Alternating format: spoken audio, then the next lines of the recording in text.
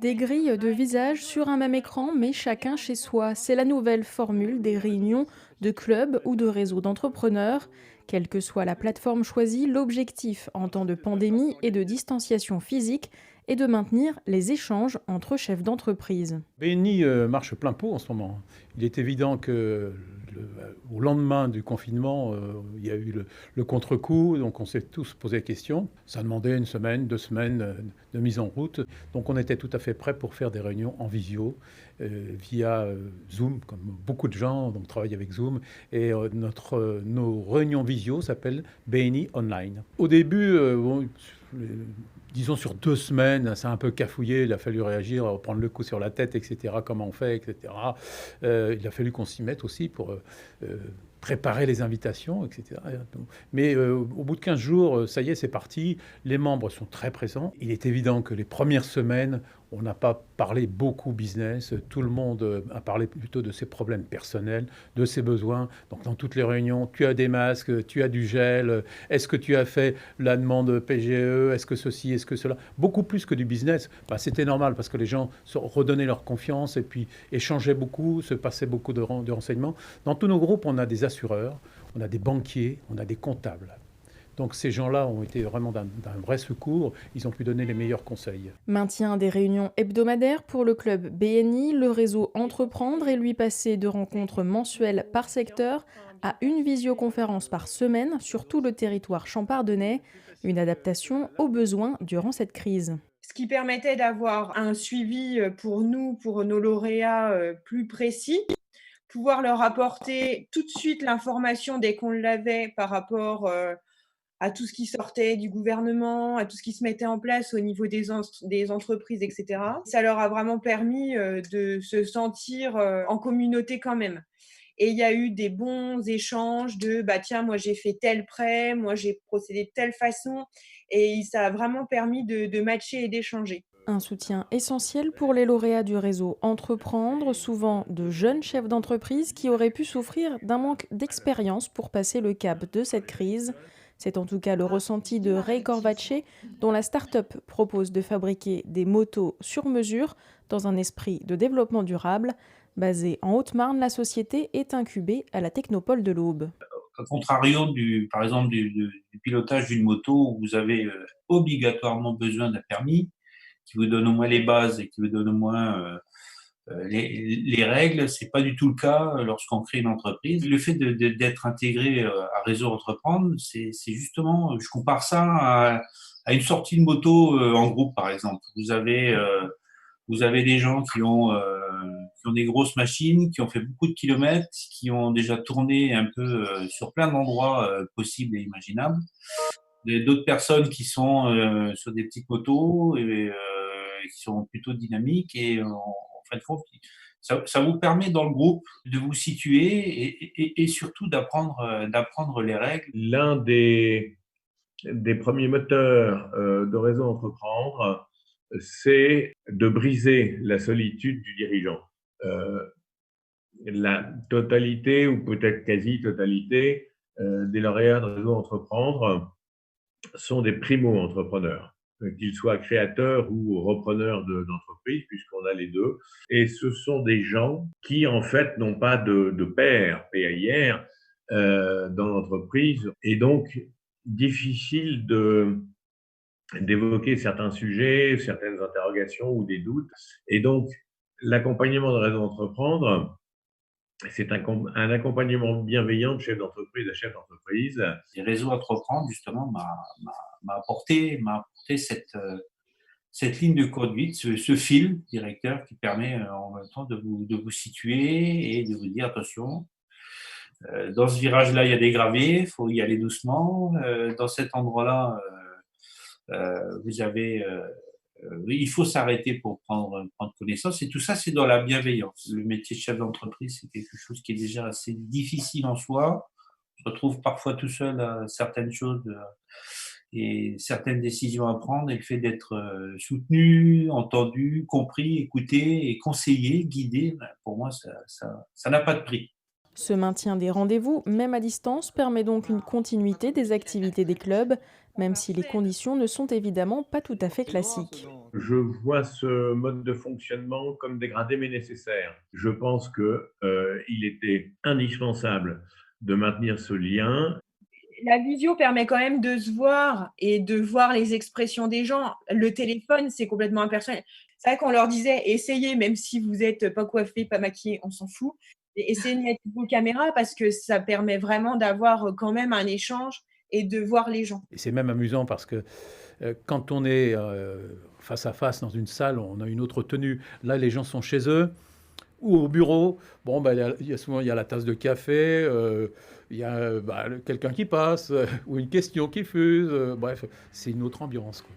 Pour beaucoup, la visioconférence reste pour le moment un palliatif aux réunions en face à face. La visio est un outil extraordinaire qui nous a permis de rester en contact. Donc ça, c'est un plus, évidemment.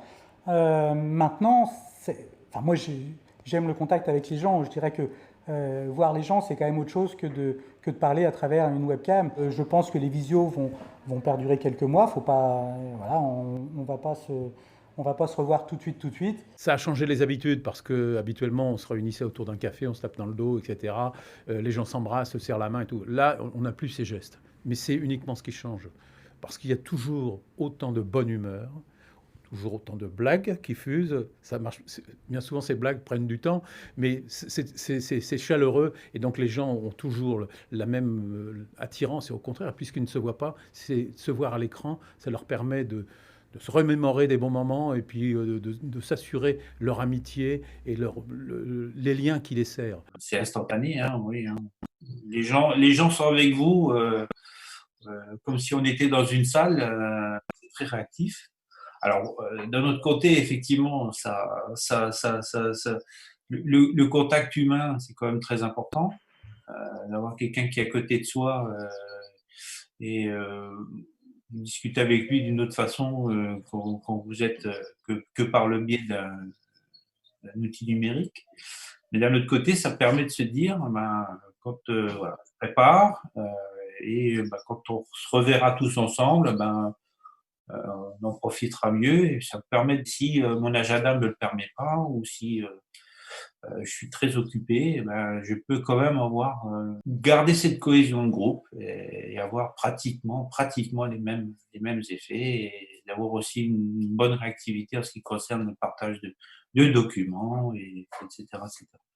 Donc pour le côté boulot, contenu intéressant, plutôt garder le côté visio pour que ça ne vous fasse pas perdre de temps, que vous n'ayez pas à vous déplacer. Et puis garder quand même des rendez-vous physiques pour pouvoir vraiment avoir le côté humain, sympa, d'échange, qu'on garde au réseau de toute façon. Qu'est-ce que vous en pensez? Ouais, le côté physique, c'est pas mal quand même. Enfin, peut-être pas tous les mois, mais peut-être alterner. Parce que c'est sûr que, par exemple, pour ceux qui viennent d'arriver, en visio, tu fais pas connaissance, quoi. Malgré le manque d'interaction directe, les visioconférences peuvent ouvrir de nouvelles perspectives. L'avantage de la visio, à mon sens, c'est vraiment qu'on coupe les frontières. Il n'y a plus de barrières. On ne dit pas Raymond qui est à Chaumont, si on va au karting à Douzy, je pense qu'il a 3 heures de route. Donc, on évite les contraintes de déplacement. Et ça, c'est vraiment le point fort pour moi de la visio. Autre avantage de ces réunions visio, on a eu un invité en direct de l'île de la Réunion. Évidemment, des réunions en présentiel, il faut être là, on ne va pas faire des milliers de kilomètres pour venir à une réunion BNI. Par contre, faire des échanges d'un groupe à l'autre ou avoir un invité d'un groupe très très éloigné, ça peut être intéressant. La visioconférence ou les échanges comme ça est un moyen d'augmenter l'efficacité de l'intelligence collective. On va ouvrir beaucoup de portes de communication, d'échange et aussi de travail, de collaboration en visio avec le début d'habitude qu'on a pris pendant cette période où on n'avait pas d'autre solution. En effet, au vu de cette situation inédite, beaucoup sont tout de même satisfaits des possibilités d'échange qui ont été maintenues grâce à ces outils. Sur un groupe de 35, on a été tout de suite une trentaine et voire plus, donc c'est plutôt efficace. Alors on a commencé, c'est vrai, au début, ça nous a permis un petit peu que chacun parle un petit peu de ses problématiques, parce qu'on avait tous des problématiques, et puis de la crainte également par rapport à ce qui nous arrivait. Donc c'est quelque chose que l'on a abordé assez ouvertement, en parlant de problèmes de trésorerie, enfin de tout, vraiment de tout. quand on est chef d'entreprise, on a des doutes, hein, on a quand même des périodes un petit peu compliquées. Et c'est vrai que d'avoir ce lien comme ça a été extrêmement important. Ça nous a permis quand même d'avoir des idées, de progresser, de soutenir tout simplement, parce que c'est important dans ces moments-là. Les réseaux sont extrêmement performants et c'est un soutien en tout cas très très important. De passer par les conf calls m'a permis justement de garder ce lien et de garder justement cette cohésion et de se dire qu'on n'est pas tout seul. Et au fil des semaines, une sorte de nouvelle routine à distance a pu se mettre en place. Le réseau Entreprendre a repris ses réunions thématiques. Au BNI, les recommandations et les affaires sont de nouveau à l'ordre du jour. Des conférences un petit peu plus traditionnelles où on parle un petit peu plus de business et un petit peu sur ce que l'on fait. On essaye de repartir sur une dynamique où on explique un petit peu ce que l'on fait, ce qu'on est capable de faire, et puis de retrouver un petit peu de business un petit peu plus professionnel, entre guillemets, ou en tout cas plus axé sur activité économique. On a repris le rythme avec les 20 points différents de l'ordre du jour, les recommandations, les merci pour le business, etc. etc. En aucun cas ça ne nuit, au contraire, maintenant on voit qu'il y a beaucoup de business de réaliser, beaucoup de merci pour le business, ça veut dire qu'il y a eu beaucoup de recos, on fera moins de chiffres.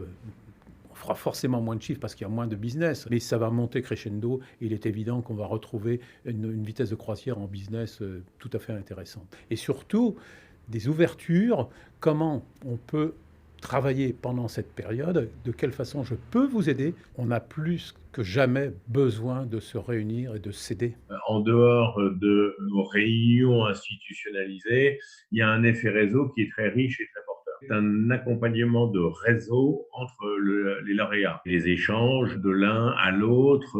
Donc oui, vive la visio quand on n'a pas d'autre solution. Merci à tous d'avoir répondu présent à ce rendez-vous.